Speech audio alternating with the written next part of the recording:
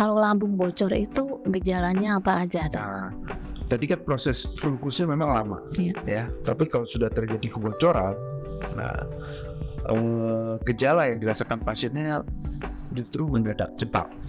Nah, Tiba-tiba.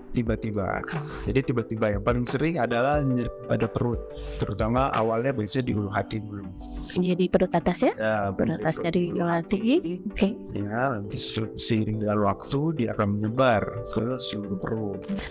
Pasien-pasien dengan kebocoran lambung seperti ini, apakah semua pasien harus dioperasi penanganannya? Sampai sekarang, iya. Jadi rata-rata memang harus dilakukan tindakan segera. Tapi semua bergantung dari kondisi karena setiap orang biasanya datangnya itu berbeda-beda.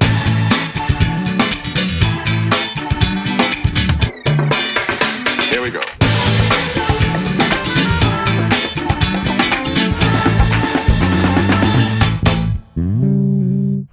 Halo Sobat Pebijaya, ketemu lagi dengan saya Dr. Heni di acara podcast Pebijaya.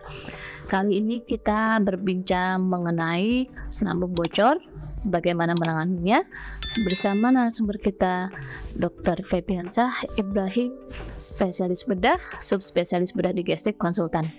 Beliau adalah salah satu staf medis di KSM Bedah, Departemen Bedah, FKW RSCM. Selamat siang Dr. Diki, panggilannya Dr. Diki. Oke, jadi kita akan bincang mengenai lambung bocor. Kayak ban gitu ya, bisa bocor ya. Ternyata lambung bisa bocor. Ya, kita mau bincang-bincang kenapa lambung itu bisa sampai bocor. Kalau lambung tuh harusnya kan dia jadi tempatnya untuk makanan, menampung makanan, pencernaan dan lain-lain. Kenapa lambung itu bisa bocor, Dr. Riki? Ya, jadi memang kalau dalam lambung bocor itu kenapa bisa terjadi? Ya, awalnya biasanya karena ada luka dulu ya, jadi ada luka atau kita bilang ulkus.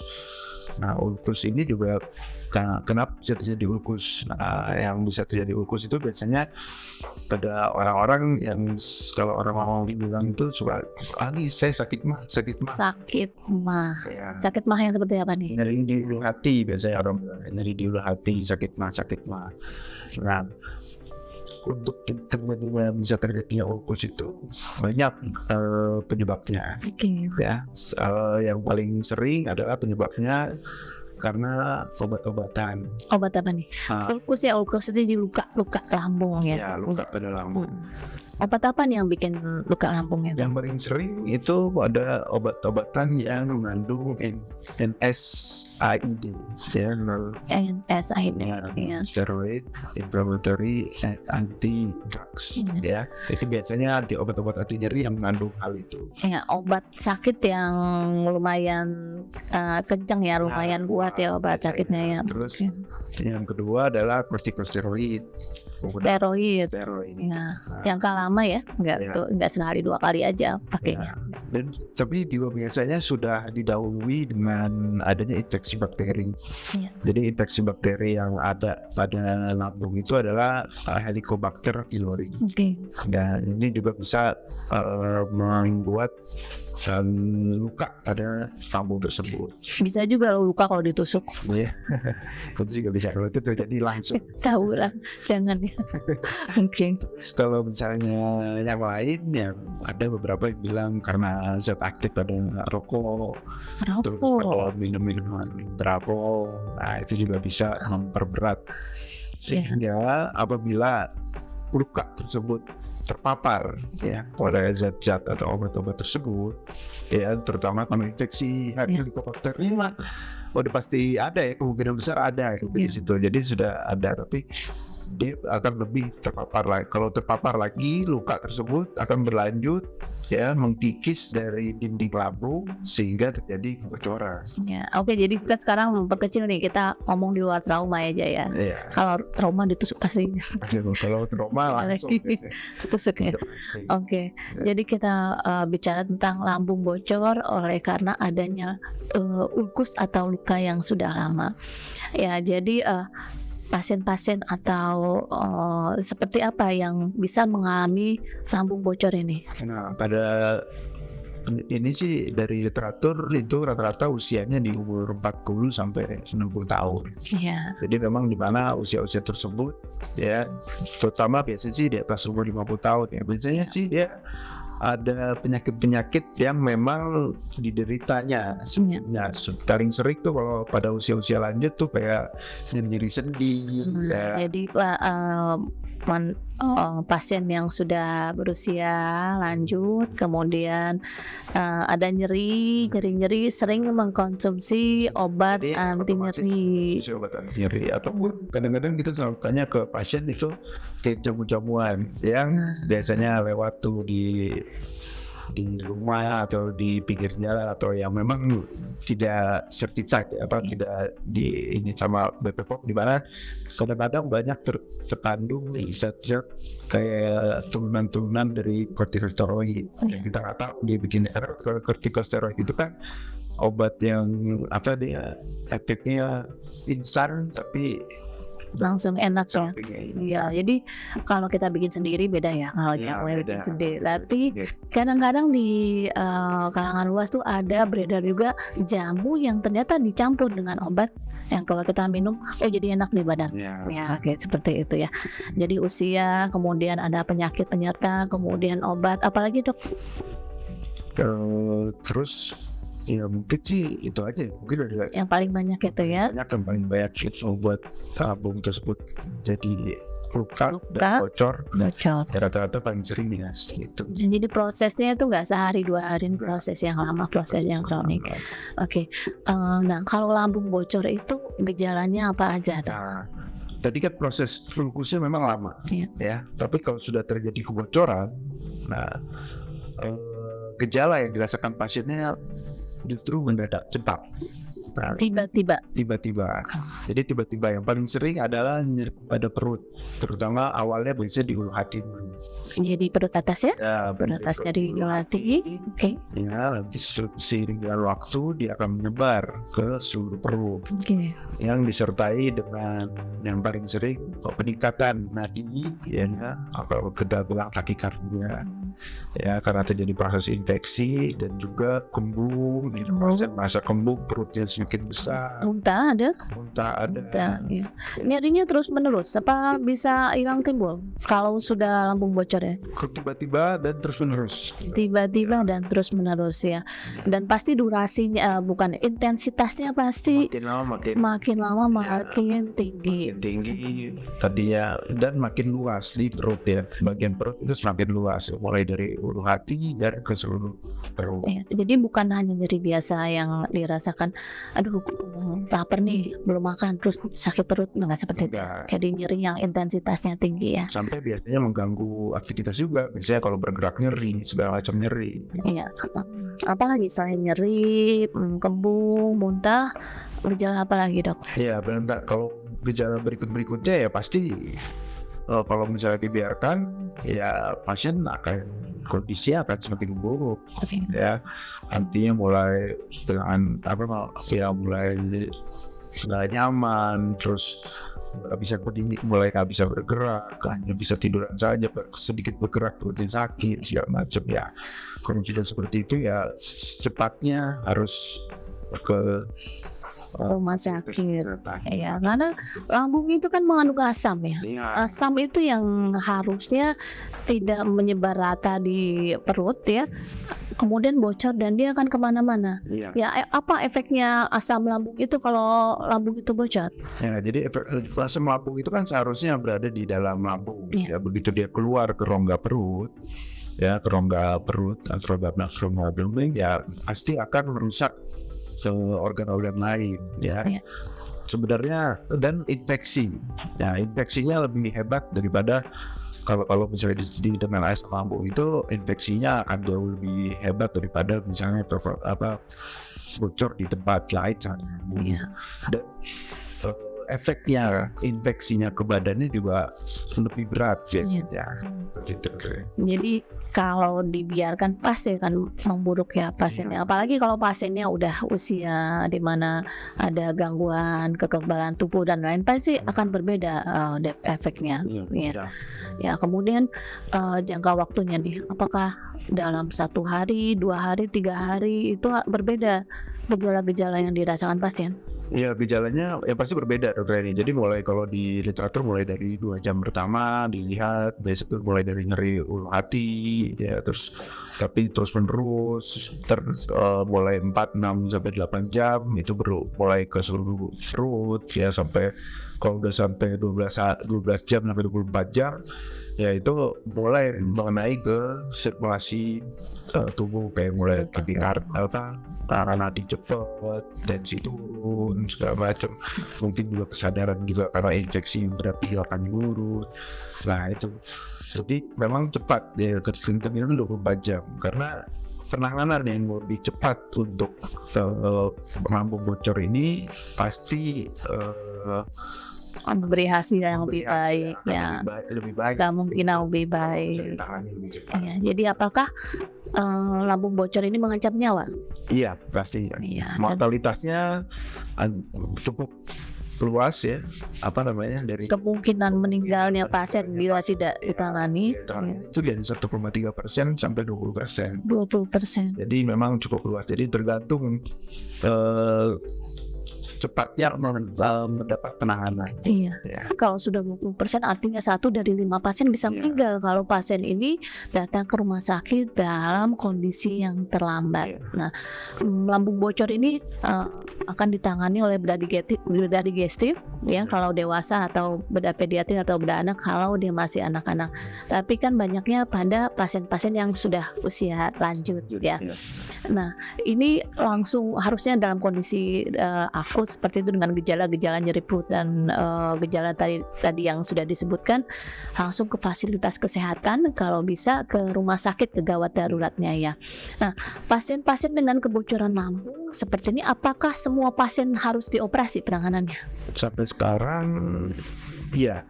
Jadi rata-rata memang harus dilakukan tindakan segera. Tapi semua bergantung dari kondisi, karena setiap orang biasanya datangnya ini berbeda-beda datangnya. Waktu datangnya ini sangat penting. Karena kalau datangnya cepat ya, dengan kita melakukan operasi pasti kita tutup ya. Pasti kita harus operasi itu adalah kita menutup bocornya lambung gitu. Nah pasti hasilnya akan lebih baik. Ada beberapa memang pemilihan ada non operatif, jadi tidak melakukan operatif, tapi tergantung juga dari kondisi pasiennya. Ya, karena memang secara otomatis badan kita juga ada mekanisme untuk menahan infeksinya lebih luas. Gitu, contohnya secara umum ada lemak di dalam abdomen ya, momentum itu juga suka dengan otomatis menutup biar tidak menyebar. Iya, tapi ya itu belum tentu terjadi pada setiap orang. Ya, jadi jangan nggak mau dioperasi gitu. Nanti ingat 1 dari 5 itu bisa sampai menuju kematian karena lambung bocor atau perforasi gaster ini. Oke, kemudian berikutnya operasinya sendiri. Ini apakah operasi kecil, operasi sedang, atau operasi besar? Operasi besar. Operasi besar. Besar ya. Jadi kita membuka perutnya, tapi walaupun dengan teknologi sekarang ada yang namanya laparoskopi. Bisa dengan laparoskopi? Bisa dengan laparoskopi. Tapi tergantung kondisi pasien. Kalau masih bagus, kalau sudah terlambat pasti nggak bisa ya dok. Ya itu, tapi kalau laparoskopi itu hanya bagaimana kita minimal invasif, bagaimana kita cara masuk ke abdomennya tanpa sayatan yang cukup besar. Jadi kalau laparoskopi itu sayatannya biasanya 3 kecil-kecil, kemudian penyembuhannya lebih cepat dan lain-lain. Tapi sekali lagi tergantung kondisi pasien. pada saat datang di Ya, pada bagaimana. oke. Nah sekarang apakah semua rumah sakit bisa menangani lambung bocor atau perforasi gastrik ini? Ya seharusnya bisa selama ada dokter bedahnya. Dokter bedah. Tapi kadang-kadang butuh ICU juga ya. Iya. Butuh ICU, apalagi pasien-pasien yang sudah usia, sudah dengan penyakit lain. Pasti kalau pasien dengan usia lanjut, kadang-kadang penyakit lain ada diabetes, kadang-kadang ada penyakit ginjal, jantung. Ya, Itu akan berbeda penanganannya dibanding pasien-pasien yang lebih muda yang tanpa penyakit penyerta ya. Nah, kondisi seperti itu mungkin membutuhkan penanganan intensif ya, Iya. ICU. ICU, jadi ICU-nya juga tergantung ketersediaannya begitu ya. Sekarang kita bicara tentang pengalaman dokter Diki ini di RSM. Bagaimana dok di RSM sendiri penanganannya? Ya di RCM sendiri penanganannya ya itu tadi tergantung dari kondisi pasien. Tapi rata-rata kalau bisa pasien eligible ya maksudnya bisa masuk ke operasi ya pasti kita melakukan tindakan operasi. Ya.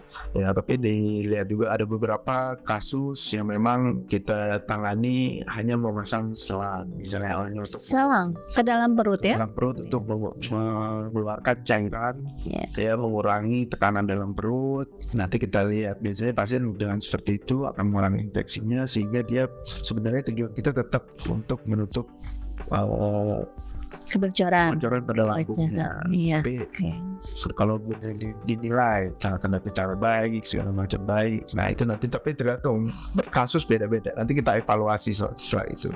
Ya, nah sekarang kita bicara, ini sudah bicara dari awal tentang penyebab, apa itu lambung bocor dan lain-lain. Bagaimana kita bisa mencegah lambung bocor ini? Ya, bagaimana mencegahnya? Pertama kita harus tahu kita punya luka atau enggak. Luka di lambung, Luka di lambung. bukan di hati. Jadi bagaimana? Ya paling bagus adalah ya dilihat dalam lambungnya. Jadi kita melakukan endoskopi. Endoskopi itu alat ada kameranya masuk melalui mulut dan ke dalam lambung dilihat. Di situ ada nggak pus yang kita bilang dan lukanya nggak. Nah kalau misalnya ada, ya berarti kita bisa berikan obat-obatan untuk mengurangi luka tersebut. Iya, satu pengobatan ya, diagnosis kemudian pengobatan. Bukannya kalau nggak ada gejala minta endoskopi ya nggak ya? Ya, Oke. jadi ya pasti kadang-kadang kalau misalnya pasien ada keluhan, ya sering ini dok, sering keluhan nyeri sakit mah, nyeri ulu hati. Nah mungkin salah satu indikasi untuk kita melakukan endoskopi untuk melihat jangan sampai si lupus itu berlanjut dan akhirnya bocor. Oke.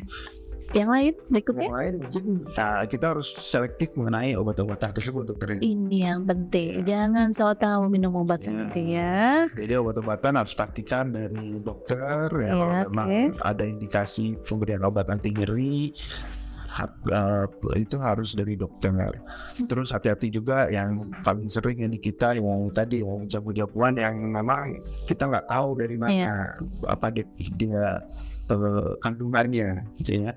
Nah itu juga mesti diperhatikan ya. Terus kalau yang lain-lain kayak makanan segala macam, nah mungkin kalau ada penyakit mah ya, itu jangan sampai perut kosong misalnya. Kita harus selalu isi perut atau lambung kita. Terus kalau merokok ya mungkin dikurangi atau berhenti sekalinya seperti itu. Terus minuman atau berapa segala macam ya. Alkohol juga ya bisa membuat lambung itu yang ada lukanya lebih parah lagi. Ya, obat jadi hati-hati obat ya. Jangan sembarangan minum obat, apalagi obat anti sakit ya. Itu kadang-kadang nyeri sedikit minum, memang ada indikasinya walaupun obat anti nyeri gitu. Kemudian jamu, artinya bukan kita nggak boleh minum jamu bukan yang nggak boleh minum jamu, tapi harus tahu kandungannya, dan hati-hati.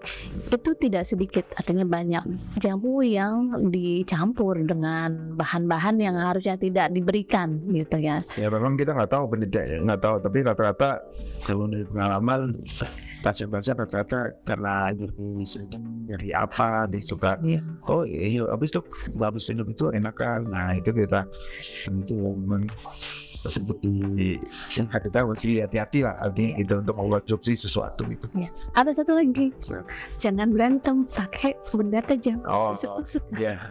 Tapi lambungnya itu Di luar itu, di luar konteks itu, karena bisa juga lambung bocor atau perforasi gaster itu karena adanya trauma. Ya, yang paling banyak itu trauma tajam karena benda tajam ya. Kemudian kalau misalnya trauma tubuh tuh kayak kecelakaan, terjatuh, apa bisa menyebabkan lambung itu bocor juga? jarang sih dokter Edi, tapi ya mungkin di usus 12 jari yang setelah lambung terus atau di usus halus yang paling sering karena posisinya kan.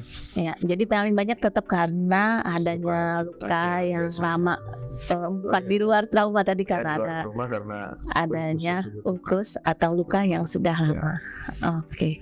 Baik, kita sudah sampai pada akhir perbincangan kali ini. Terima kasih banyak, kita sudah banyak berbincang mengenai lambung bocor atau yang kita kenal dalam bahasa medisnya sebagai perforasi gaster.